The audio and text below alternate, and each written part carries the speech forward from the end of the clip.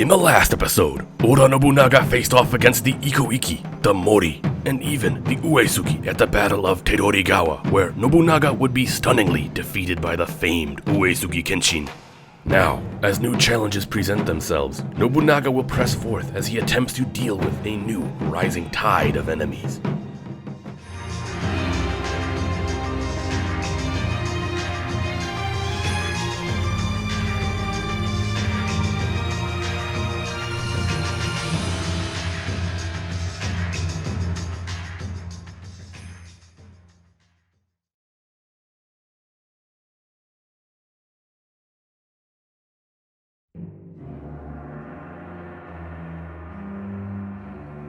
After his surprising defeat at the hands of Uesugi Kenshin at Tedorigawa, Oda Nobunaga had lost a bit of his composure.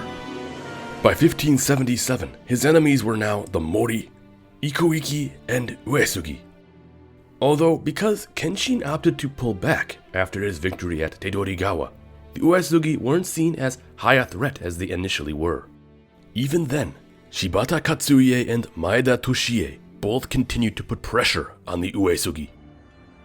Nevertheless, Nobunaga was becoming surrounded once again, and what must have further rattled him was when, in the immediate aftermath of his loss at Tedorigawa, the devious Matsunaga Hisahide betrayed him. If we remember all the way back to episode 20, Hisahide, who had been a Miyoshi retainer who broke off to form his own clan, was instrumental in the assassination of the previous shogun, Ashikaga Yoshiteru. Later, under the pressure of the mighty Oda clan, he would have no choice other than to swear loyalty to Nobunaga. However, as early as 1573, he was already trying to break away from Nobunaga, yet he wouldn't formally do so until 1577. Recalling his forces which were aiding in the siege of Ishiyama Honganji, he bolstered his position in Yamato and hoped that the Tsutsui clan would join him as well. Unfortunately, he had miscalculated the loyalty of the Tsutsui, as they did not join him, and instead continued to back the Oda. As Oda armies began to surround his castle of Shigisan, he learned the only things Nobunaga desired from him now were his head and his coveted Hiragumo teapot. In an act of final defiance, he thoroughly smashed his teapot before killing himself, and according to legend, he may have even sought to deprive Nobunaga further by supposedly even ordering his soldiers to blow up his head after his death. Whatever the case, Hisahide, a great villain of the Sengoku period, was dead, and with his death, Nobunaga was free to resume action against more serious threats.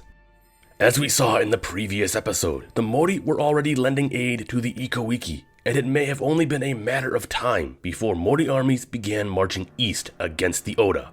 Nobunaga had anticipated going to war with the Mori. In fact, he had begun his preparations to do so as early as 1575. However, the true problem in facing the Mori is that you aren't only going to war with an incredibly powerful clan, but also a host of minor allied clans. The Mori's sphere of influence was comparable in size to Nobunaga's. We can see the clans that were allied or rather friendly to the Mori include the Kono, the Okita, the Yamana, the Akamatsu, the Ishiki, and the Hatano.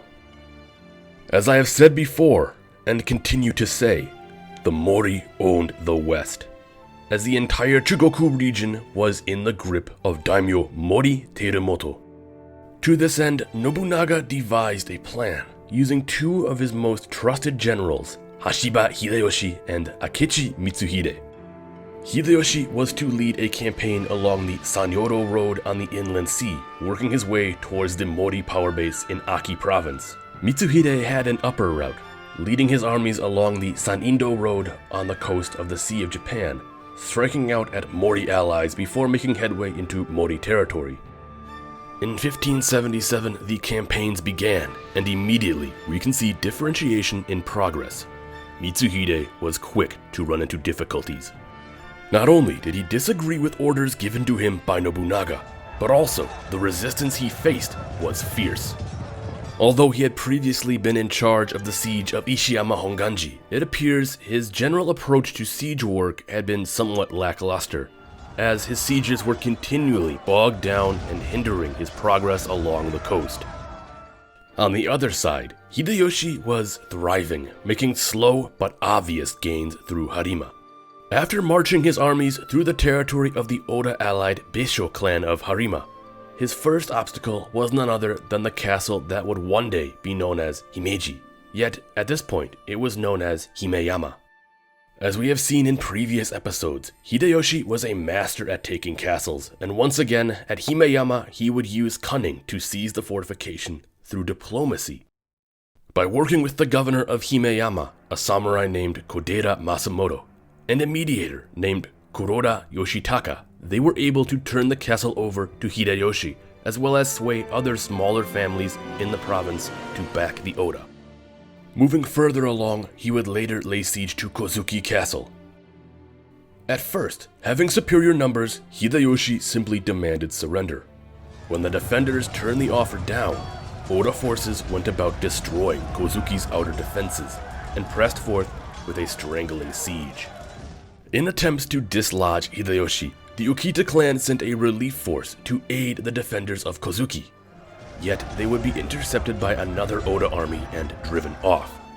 With the relief force dealt with, Hideyoshi once again demanded surrender, although it was still rejected. Finally, he ordered an all-out assault, and after incurring massive casualties, Oda forces finally succeeded. Yet, even then, Kozuki would remain a hotly contested castle. In the coming years, it would be continually taken and retaken by the opposing forces. However, by 1578, a problem to Hideyoshi's rear would emerge. The daimyo of the Beisho clan, Beisho Nagaharu, had been displeased with Nobunaga having chosen Hideyoshi to lead this offensive against the Mori. Nagaharu thought little of Hideyoshi, who he considered to be nothing more than a low-born peasant. When the Oda retainer Araki Murashige of Setsu province rebelled against Nobunaga in favor of the Mori, Beisho Nagaharu did the same, and his power base of Miki Castle became a Mori-allied stronghold, providing fresh aid to Ishiyama. Immediately, Hideyoshi and his forces doubled back to begin a new siege against Miki.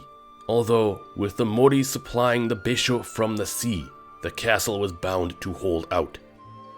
Later that year, Oda naval forces under Kuki Yoshitaka, who had previously been in charge of the blockade of Ishiyama, returned to strike back at the Mori navy in what would be the second sea battle of Kizugawaguchi.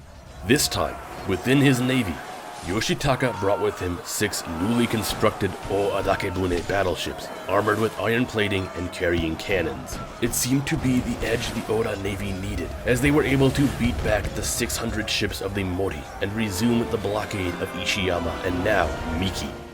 Back on the Sanindo route, Mitsuhide was dealing with a situation in Tanba province. His army had surrounded the Hatano power base of Yakami. Yet in effort to reduce casualties, he was trying to get daimyo Hatano Hideharu to surrender peacefully. What happened next is somewhat up to debate by historians if it really did happen. Supposedly, as a bargaining chip for surrender, Mitsuhide offered his mother over as a hostage for the Hatano in exchange for Hideharu's surrender. Eventually, he agreed. Mitsuhide promised that Hideharu would keep his life and he'd be sent to Nobunaga's Azuchi Castle. A year later, in 1579, Mitsuhide was working against the Ishiki clan of Tango province alongside allied Hosokawa forces. They would eventually succeed in toppling the Ishiki. Yet soon, word would arrive from Azuchi. Hatano Hideharu, who Mitsuhide had promised safety, was executed by the order of Nobunaga. Word of this soon reached the garrison at Yakami Castle as well, who still held loyalty to Hideharu. With Mitsuhide's mother still there as a hostage, she was immediately brutally murdered at the hands of the former Hatano samurai. Things were already becoming tense between Nobunaga and Mitsuhide, yet this would perhaps push matters over the edge. Public insults and disagreements on strategy were one thing, but knowingly allowing one's mother to be murdered was another.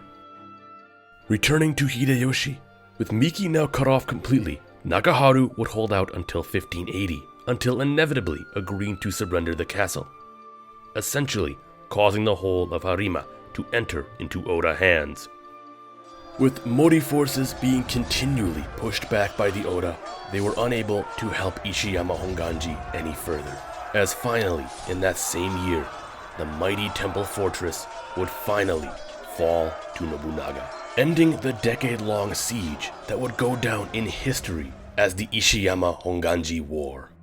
By 1580, it had been 4 years since the beginning of the war between the Oda and Mori, and if one thing can be seen thus far, it is that, unlike the war with the Takeda, victory would not be decided by a single battle.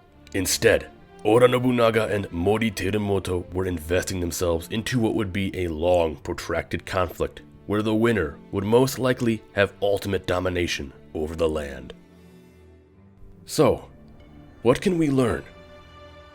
In 1577, after his defeat to Kenshin, Nobunaga had to deal with a rebellion by the villainous Matsunaga Hisahide, after which he would unleash his armies upon his new Mori enemies, sending Akechi Mitsuhide along an upper route and Hashiba Hideyoshi on a lower route. Mitsuhide would immediately run into difficulty, while Hideyoshi would press on regardless, first taking the castle that would later be known as Himeji, followed by Kozuki, and later laying siege to the rebellious Beisho clan at Miki. By 1578, Nobunaga was able to defeat the Mori navy and resume his blockades. That same year, Mitsuhide was on campaign in Tanba, where he managed to convince Hatano Hideharu to surrender peacefully in exchange for his mother being a hostage in Yakami Castle. Later, Nobunaga would execute Hideharu, which led to the garrison of Yakami murdering Mitsuhide's mother. By 1580, the blockades would finally take effect when both Miki and the formidable Ishiyama Honganji would finally capitulate to Oda forces. In the next episode, we return back to the south as the Shimazu continue their offensive in Kyushu and the Chosokabe continue their advance in Shikoku. Thank you for watching, and don't forget to like, subscribe, and ring that notification bell if you enjoyed this video and found it to be most informative.